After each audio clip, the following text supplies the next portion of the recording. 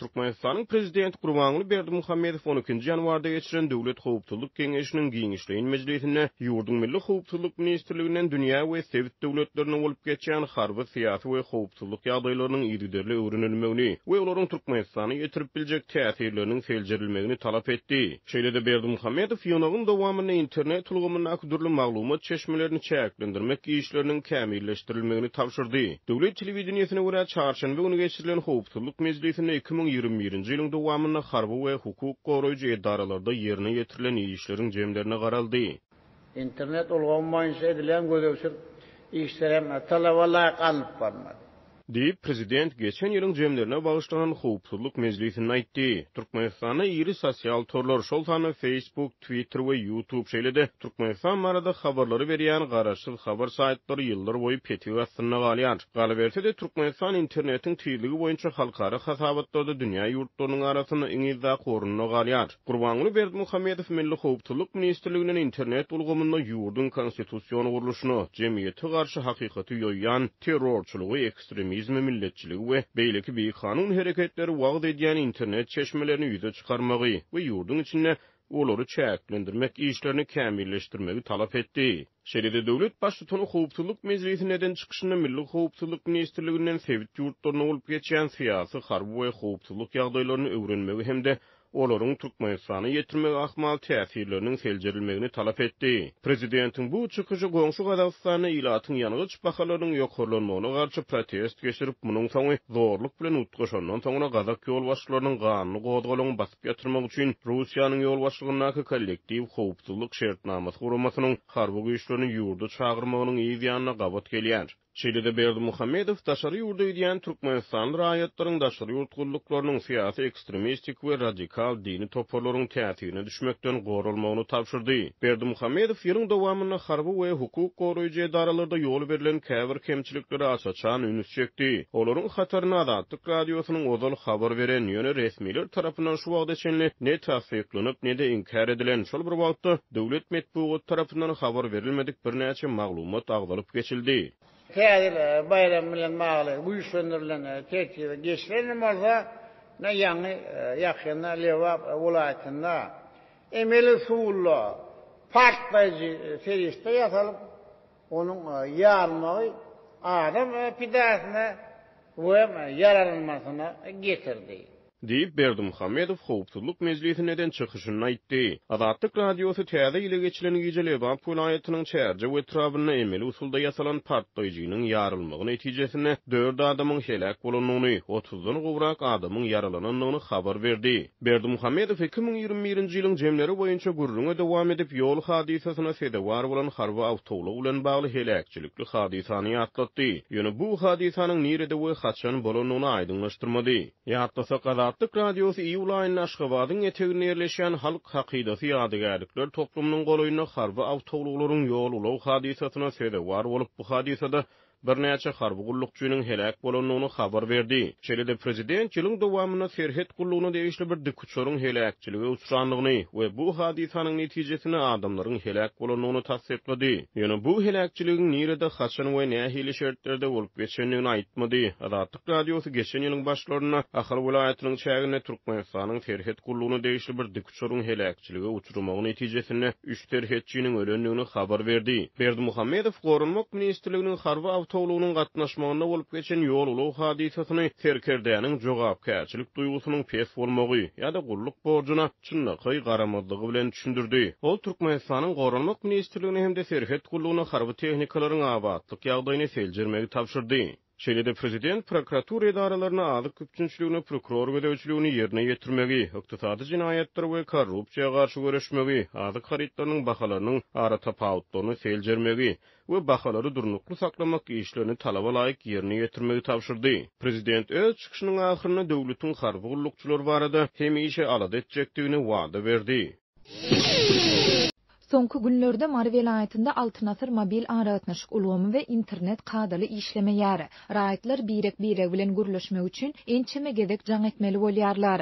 VPN ulamlary petiklenýär. Türkmen Telekomyň welaýatdaky edarasynyň işgärleri munyň sebäplerini häzir häkimetleriň bir zatlardan gorkýandygy bilen düşündirýärler. Bu ýagdaýlar barada Türkiýede ýaşaýan türkmen migrantlary we olaryň mardaky dogan garyndaşlary habar berýärler. Edilen telefon jaňlary we iwerilýän SMS-ler wagtynda ýa-da düýbünden barmaýar. Çetki obalarda mobil telefonlardaky antenna belgisi düýbünden çykmaýar. Adamlar birek bilen habarlaşmak üçin beýik ýerlere, jaýlaryň uçaklarına çykmaly bolýarlar. Oba ýaşaýjylary şähere gelip mobil telefonlarynyň sähel işleýän ýerlerinde daşary ýurtlardaky hosarlar bilen habarlaşýarlar diýip efirde atlandyrylmasydlygyny soran marly ýaşaýjy 13 ýanwarda gurrun berdi. İnternetin tizliginiň öňküsünden de has köp petelmegi derarly imo messenjeri şäher ýerlerinde hem kadaly işlemeýär. Iwerilen suratlar we ýazgylar dol açylmaýar. 12 ýanwarda ýerdenden akşama çenli welaýatyň tas ähli künjeginde Wi-Fi işlemedi diýsek ýalňyşmarys.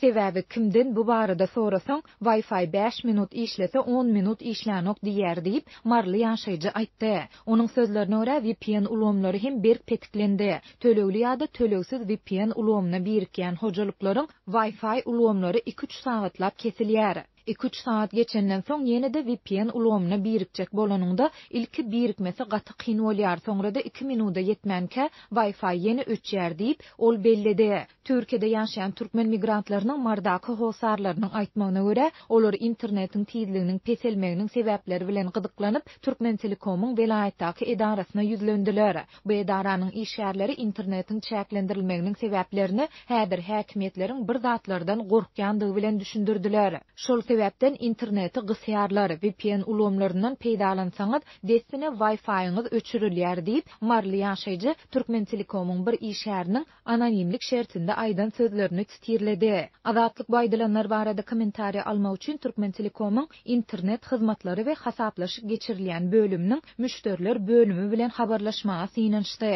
Imma redaksiýamyzyň 13 ýanwarda saat 14:00-17:00 aralygynda telefon arkaly eden ýygyderli synanşygy netije bermedi. Internetin tizligi boýunça halkara hasabatlarda dünýä ýurtlarynyň arasynda iň ýydaky orunlaryň birinde ýerleşdirilýän Türkmenistanda ilata berilýän internetin çäklendirilýändigi we mobil aratnaşyk ulamynyň kadaly işlemeýändigi barada Azatlygyň habarçylary ýylyň ilkinji günlerinden bäri habar berip gelýärler.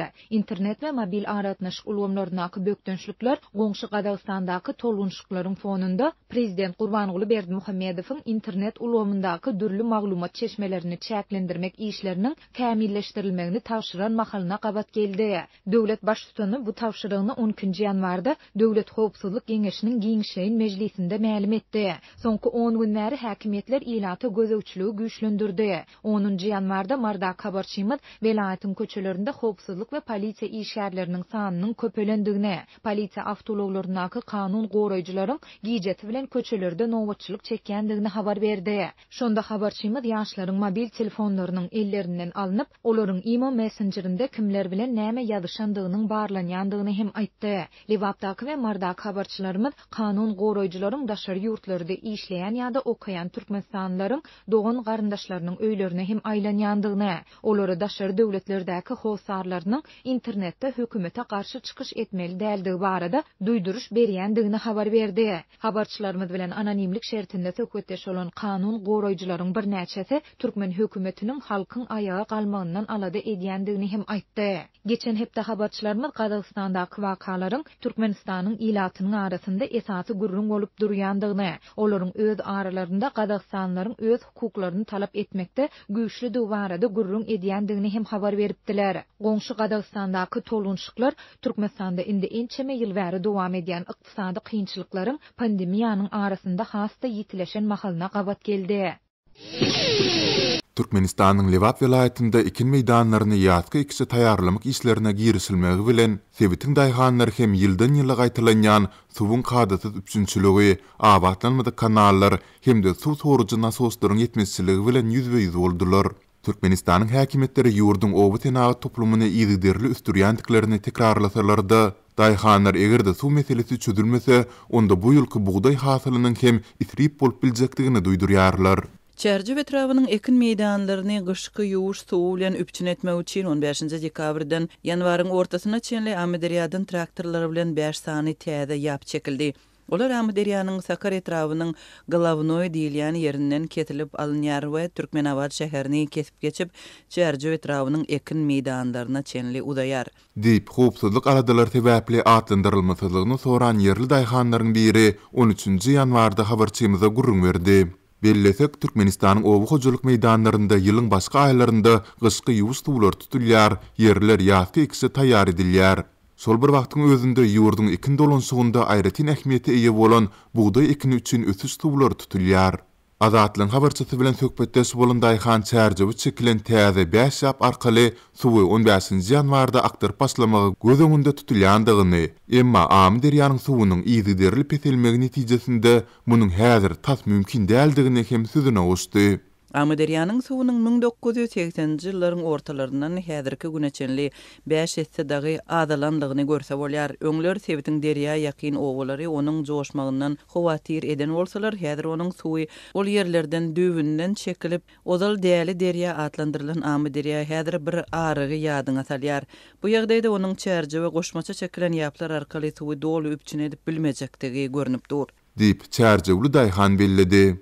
Ol Amederýadaky suwuň häzirki derejesinde ikrançylygy zerur bolan suwy sorugy nasoslaryň kömegi bilen alyp boljakdygyny, emma olaryň hem ýetmezçiligi ekin meýdanlaryny gyşky ýuwuş suwlaryndan mahrum edýändigini belledi. Galy berse de Lewaply daýhanyň tasdiklamagyna görä, bu meseleler Lewabyň diňe bir çärje etrafynda däl, eýtem beýlik sebitlerinde hem saklanyp galýar.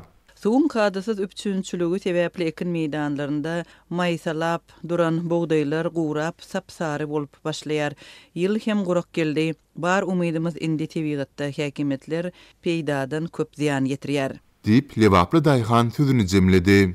Geçen ýylyň iýulynda Prezident Gurbanuly Berdimuhammedow Türkmenistanda 2020-nji ýylda buğdaýyň bol hasylyny öndürmek hakynda karar kabul edip, meýdan işleriniň agrotechnik kadrlara laýyk bellendilen möhletlerde we ýokary hille geçirilmegine möhüm üns berilmeligi baradaky ýyldan ýyla gaýtalanýan tapşyryklaryny berdi. Ýurtda sül ýygnalmagy göz öňünde tutulýan buğday plany barada häzirlikçe maglumat ýok.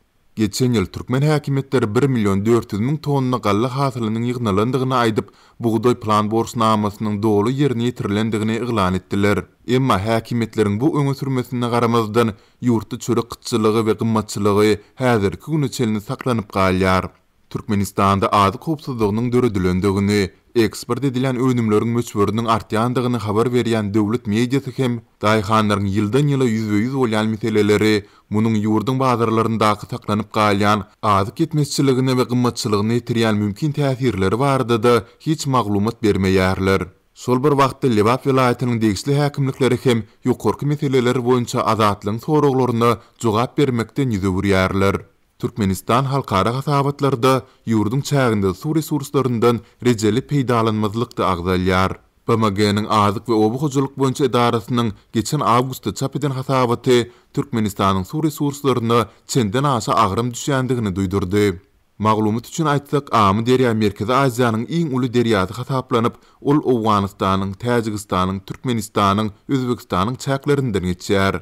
Garawum kanaly hem öz güzbaşyny uzynlygy 1415 kilometr bolan Amederýadan alyp gaýdýar.